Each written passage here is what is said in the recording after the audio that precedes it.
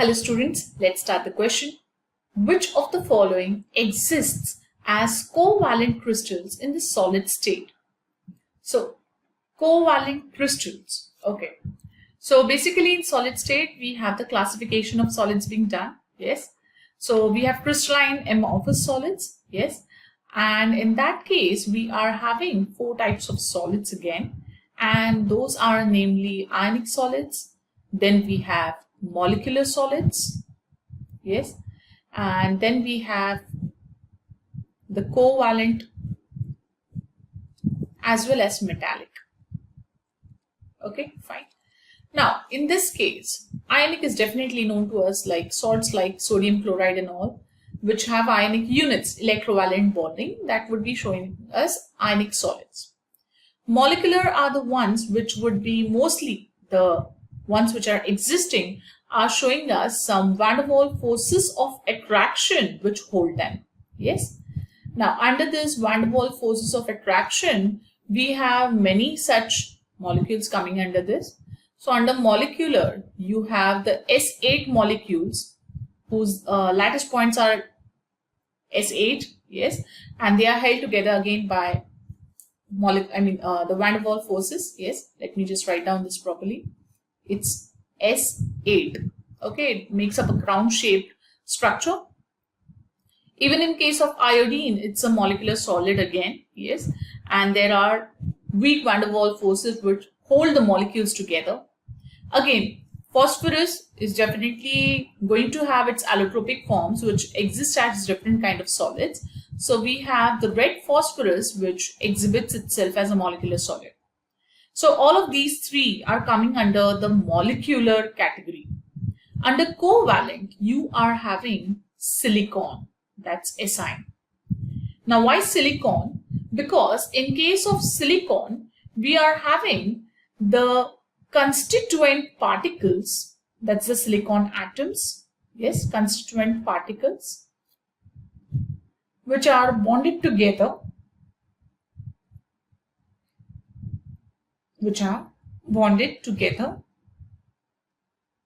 by covalent bonds. Yes, by covalent bonds. So basically it's a network kind of a structure which is the resulting one, okay, and the solid state, it exhibits itself as covalent crystals. Okay, what is it? Covalent crystals. So there is only one of these four options which exhibit themselves as covalent crystals due to the network covalent structure it shows. Yeah, and that's your option number 1, silicon. I hope you were able to recall the classification as well as understand the explanation. Thank you. हमें यहाँ पे एक problem दिया हुआ है, compound MP और XQ has cubic closed packing, मतलब CCP में वो रहता है. ठीक है, जो आप साइड में आप डायग्राम भी देख सकते हैं इधर. Arrangement of X, its unit cell structure is shown in below. The empirical formula of the compound, मतलब अपन को कंपाउंड का फॉर्मूला फाइंड करना है. तो अब हमको जो दिया हुआ है, सबसे पहले हम इस फिगर को देखेंगे तो हम यहाँ पे लिख सकते हैं, मतलब ये जो एज कॉर्नर पे है, यहाँ पे ये वाले जो रेड में आपको बता रहा हूँ ताकि अच्छे से आपको देख सकूँ, तो ये 4 कॉर्नर्स पे क्या है, 4 एटम्स है और एक सेंटर में ये एक metal atom M atom centre में हो गया. ठीक है, तो अब यहाँ पे लिखेंगे नंबर ऑफ एम एटम्स. जो एम एटम्स है उनके नंबर हमको फाइंड करने हैं. तो टोटल एटम्स कितने हो गए, मतलब 4 एजेस पे है, तो 4 एज पे हो गया. और एक एज का कंट्रीब्यूशन कितना है यहाँ पे 1/4, प्लस एक एटम का है इसके सेंटर पे, और सेंटर एटम का कंट्रीब्यूशन कितना हो 1. तो हमारे पास नंबर ऑफ एटम्स कितने आ चुके हैं, 1 + 1 = 2 एटम्स हमारे पास पर यूनिट सेल के लिए एम एटम हमारे पास आ चुके हैं. अब हम यहाँ पे देखेंगे कि नंबर ऑफ बी एटम्स, मतलब एक्स एटम्स. तो नंबर ऑफ एक्स एटम्स, जो एक्स एटम है वो कितने होंगे. तो हम यहाँ पे देखेंगे कि एक्स एटम कितने हैं टोटल, मतलब 8 तो कॉर्नर्स पे है, तो 8 कॉर्नर्स पे एटम्स हो गए, और एक कॉर्नर का यूनिट सेल में 1/8 कंट्रीब्यूशन होता है, हमको पता है. 6 एटम का है इसके फेसिस पे, और एक फेस का कंट्रीब्यूशन 1/2 होता है. तो एक्स एटम्स हमारे पास कितने आ जाएंगे, 4 पर यूनिट सेल के लिए हमारे पास एक्स एटम आ चुके हैं. अब हम यहाँ पे ये लिखने जा रहे हैं कि फॉर्मूला ऑफ कंपाउंड, मतलब कंपाउंड का फॉर्मूला क्या बनेगा। तो एक्स एटम हमारे पास कितने हैं, 2 4, और एम एटम कितने हैं हमारे पास 2। तो हमारा फॉर्मूला क्या बन जाएगा, M2X4। तो अगर इसको और सिंप्लीफाई करेंगे तो ये बन जाएगा MX2। तो हमारा ऑप्शन कौन सा, D is the correct answer. Hello everyone. Question is a substance AXBY crystallizes in a face-centered cubic lattice in which atoms A occupy each corner of the cube and atoms B occupy the centers of each face of the cube.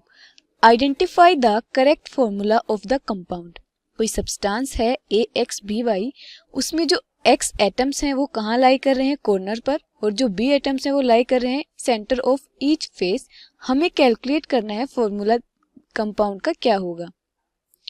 जो ये वाले हैं ये कौन से atom हैं, atoms A, और ये वाले हैं एटम्स B। तो एटम्स A कहाँ लाई कर रहे हैं, कॉर्नर्स पर। तो यूनिट सेल में कितने कॉर्नर्स होते हैं, 8 कॉर्नर्स होते हैं और 6 फेसेज होते हैं।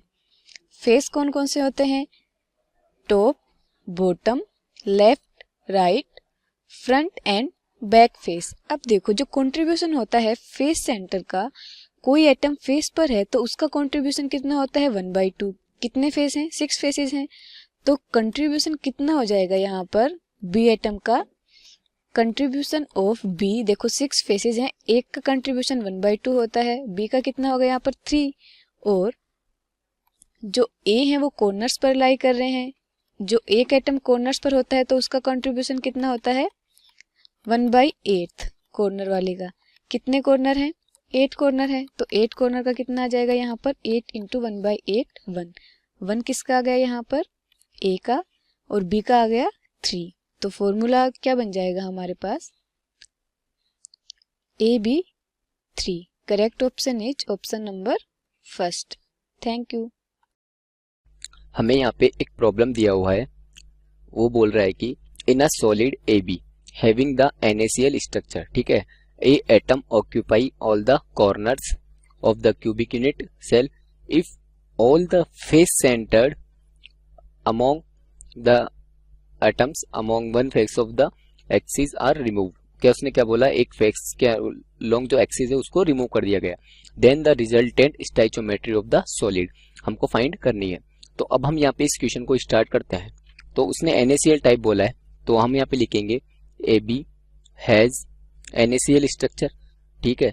तो NaCl टाइप स्ट्रक्चर के लिए कौन सी स्ट्रक्चर मानते हैं हम, वो NaCl होता है FCC टाइप स्ट्रक्चर में, ठीक है। तो अब हम यहाँ पे लिखेंगे इसलिए नंबर ऑफ A एटम्स, उसने क्या बोला है, A एटम्स कहाँ पे है, ऑक्यूपाई ऑन द कॉर्नर, और कॉर्नर पे ऑक्यूपाई करते हैं। तो हमको पता है 8 कॉर्नर्स होते हैं और एक कॉर्नर का यूनिट सेल में 1/8 कंट्रीब्यूशन होता है, ठीक है, प्लस 6 फेसेस पे भी उसके एटम्स होते हैं। तो फेसेस के लिए 6 फेसेस और एक फेस का एक यूनिट सेल में 1/2 कंट्रीब्यूशन होता है। तो नंबर ऑफ A एटम्स हमारे पास आ जाएंगे 1 + 3 = 4 पर यूनिट सेल। ये पर यूनिट सेल के लिए हमारे पास A एटम्स कितने आ गए, 4 एटम्स हमारे पास आ चुके हैं। अब हम इस क्वेश्चन में देखते हैं, हमको निकालना है, अब हम यहाँ पे निकालेंगे नंबर ऑफ B एटम्स, इसलिए हम आगे जाएंगे। अब नंबर ऑफ B एटम्स, अब नंबर ऑफ B एटम्स हमको निकालना है।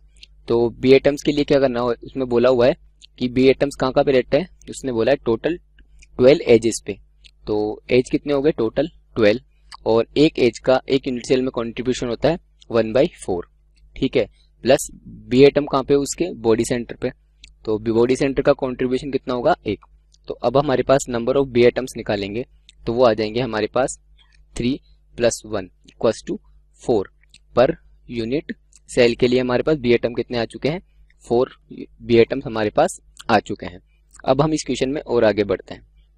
अब उसने क्या बोला है, number of A atoms removed, उसने क्या बोला, face centre to the one axis. तो अब हम यहाँ पे लिखना चाहेंगे आगे कि हमारे जो कितने एटम फेस सेंटर को रिमूव करने के बाद कितने बचते हैं। तो हम यहाँ पे लिखेंगे number of A atom removed, कितने रिमूव्ड हुए पहले वो पे देखते हैं, ठीक है। तो रिमूव्ड उसने एक अलोंग एक्सिस लिखा है, तो दो फेसेस से जाएंगे तो 2 फेस सेंटर के जाएंगे एटम, और एक फेस सेंटर का 1/2 कंट्रीब्यूशन होता है।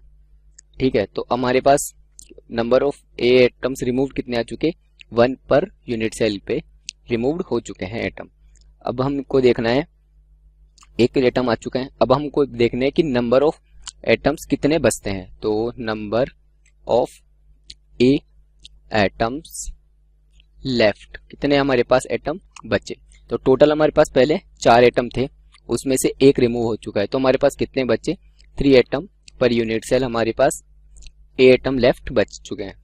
अब हमारे पास ए एटम 3 आ चुके हैं और बी एटम हमारे पास कितने हो चुके हैं, हमारे पास 4 एटम थे। तो अब हम क्या लिखेंगे, फॉर्मूला ऑफ कंपाउंड, उस कंपाउंड का हम फॉर्मूला लिखने जा रहे हैं। तो हमारे पास ए एटम कितने बचे, 3, और बी एटम कितने थे, 4। तो हमारे पास जो फॉर्मूला क्या बन गया, A3B4। अब हम यहाँ पे देखते हैं कि हमारा जो क्वेश्चन में आंसर ऑप्शन कौन सा इसका सही होगा। तो हमारे पास ऑप्शन कौन सा सही होगा इसमें, option D, A3B4 is the right answer.